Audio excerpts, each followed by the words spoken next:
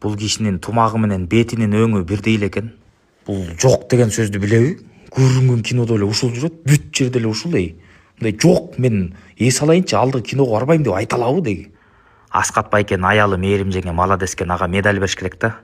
Мындай адам менен жашаш, бул адам үйүнө турбайт да. Буну кечке эле күтүп берген, бул азаптай. Голливудтун жылдыздары Леонардо Ди Каприо, Брэд Питт, мындай татынакай эркектер го.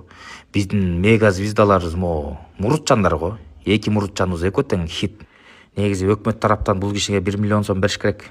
Бул баатыр ата экен, негизи балдары өтө көп экен. Молодец. Жөн жүрбөй жаш кезинде жакшы иштептир. Бирок молодец киши, харизма катуу. Жөн эле үнү чарылдап, газ 53 от алып аткандай эле чарылдап, кыйкырынып, сонун ойноп берет кинолорду. Ушу чоң киного через постель өткөндө уккам, анткени тиги Айыл өкмөт деген киносун көрсөң эле жалаң эле постель жөнүндө ролду бугай берип коюштур. Несе мен жөнүндө ойлонуп атасың? Жок. Мен тура ойлонбо мен жөнүндө. Эчтеке ойлонбой элем. Ойлонбо деп атам мен.